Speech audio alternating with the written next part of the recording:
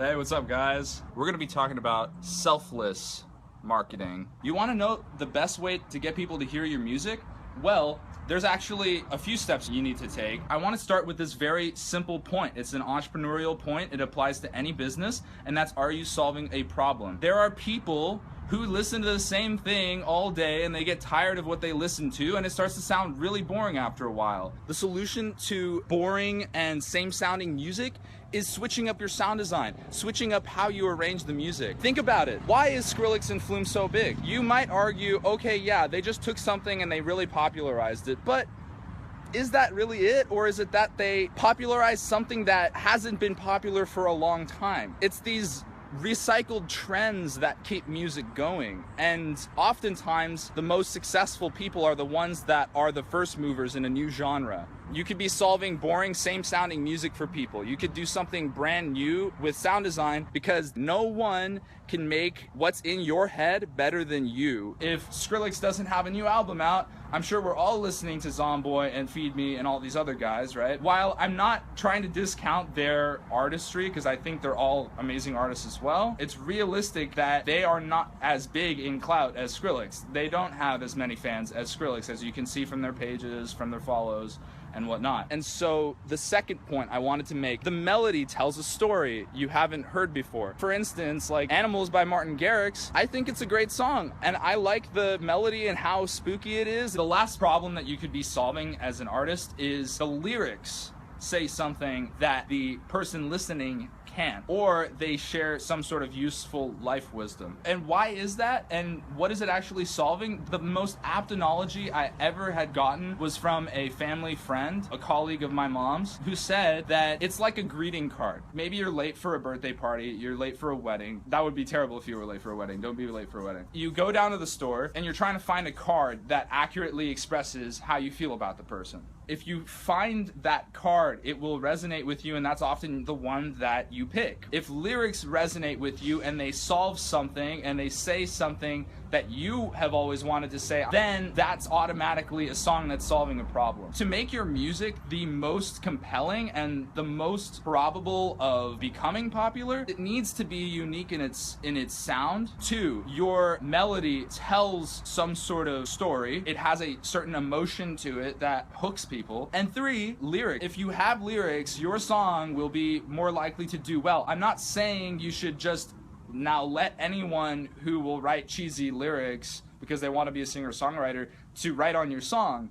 But I'm saying if the lyrics match with the idea of the song and it only enhances it, and your gut is telling you it's enhancing your song, then go with it. I just now answered, is your content solving a problem? If you can say yes to one or more of those, then you're already on the right track. Now, do you understand your industry? Everything in life is a science. Life is about understanding nature and then not strangling yourself unnecessarily because you don't understand the system. We all try to hope that something might happen. We constantly persist against things that resist us in life, and we don't realize that maybe that's not the right way. We have to get a little bit more creative. And the best way to do that is to understand the system first. Again, it's going back to nature, my idea of nature. In nature, believe it or not, there are ecosystems, and if there were not gazelle, there would not be lions. If there were not trees, there would not be woodpeckers. Every single animal, think of them as a brand or an artist. Every single animal has its niche. If you can't find a niche, then you don't have a market fit. You have to find a place where you fit in the grand scheme of things. Most of the time, this will come naturally if you do something unique and out of the ordinary that will catch people's eyes. Music industry. Think of the music industry as the earth. Think of every single genre that exists as a separate ecosystem on earth. There are so many different genres, and there are so many different places you can fit in that market. But it's just about being unique and solving a problem others can't necessarily. Those genre markets are always a monopolistic competition. Let's say you go to the drugstore and you want to get toothpaste. There's Colgate and there's Crest. But what's the point? They're like almost the same exact price, if not the same.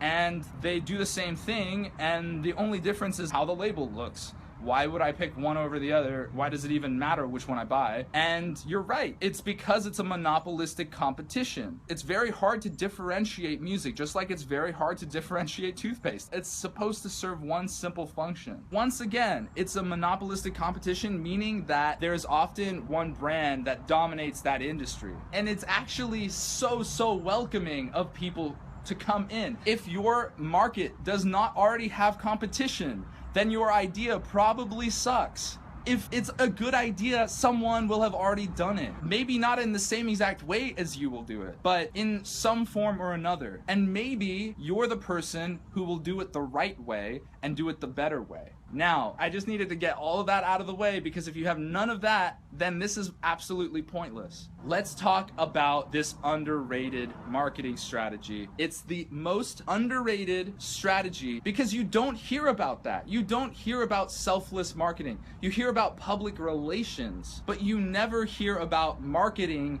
in light of public relations. Marketing and public relations should be like you're solving micro problems with people. What do I mean by micro problems? Think about it in terms of you're walking by on the street and you see some cute family and you smile at them. And because you smile at them, they smile back at you. You might think, oh, it's just a cute exchange, and you go on about your day and whatever. Yeah, okay. You actually solved someone's problem by making them just a little bit more happy on the outside. You matter. Just by smiling at someone, you increase your chances of being successful with your product, with what you're trying to mainly solve.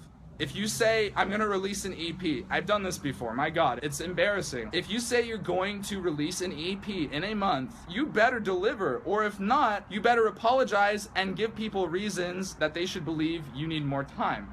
Gonna segue now. My God, download gates are so ridiculous. If I was gonna download your song and you say you need to follow me, you need to follow my collective, you need to follow my record label, the collective that I might be switching to, like my song, comment on my song. God, I'm sorry, I'm playing devil's advocate here. I'm gonna download the song and I'm gonna unfollow you and every single one of your friends because I like the song. You can't bash me now and make me follow all these people just because you want to solicit or spread something. It's not a free download anymore. It's taking up so much of my time that it's inconvenient as a consumer. If I like your song, I'll download it and I'll like it. A lot of artists, they only have one SoundCloud account. They themselves have brands and you're forcing them to endorse your brand by making them repost. Whenever I see a download gate, personally, I lose a little bit of respect for that person. Just a little bit. Even if it's a great song and I think, wow, this guy deserves every one of these likes or comments or whatever, I just lose a little bit of respect. That's what I had to say about download gates. I'm not trying to bash on anyone who does it. I'm just saying I think there are better ways, more respectful ways. I wanted to make this one point about what Kermode said in one of his live streams, which really resonated with me, was that it's important to share everything you know as a producer. By sharing everything you know as a producer, number one, you're not holding back. Number two, people can tell you're not holding back. And number three, people have much more respect for you. You want to know how to do marketing? You do it with people who care. Check out my SoundCloud, bro. That doesn't work in the 21st century. You're gonna get shut down immediately. It's called solicitation. It's like if I went out right now and I walked up to those two ladies walking and I said, you know what, check out my SoundCloud. That doesn't work. What do you expect to solve by doing that? Referencing what Cymatics had been saying about marketing, that if you throw your USB out in the forest, no one will hear it. Find people who care, and you have to be creative with that. Oftentimes, that's just writing out to blog writers, writing out to record labels or collectives. Find someone who has objectively the same amount of followers or more, and message them, see if they're down to support your stuff if they like it, and then exchange follows for follows. Maybe not in a download gate sort of way, just bring your own value as a producer, which will bring them more followers because they're obviously picking the right kinds of people, and in exchange you get followers because they're promoting you. It might be embarrassing. Some people may never respond to you. Maybe they're too busy. Maybe they gave up. The hardest part is starting out. Once you start out, my God, I swear to you guys, when you post something that you believe in and you know is a great idea or it's solving a problem and other people hear about that, they all of a sudden swarm to you. Build it and they will come. And not even build it, talk about building it and they will come. If it's really damn good, then yeah, people will put up with those crazy download gates. But once again, it's about being consistent, and it's about making people want to follow you as opposed to forcing them to follow you.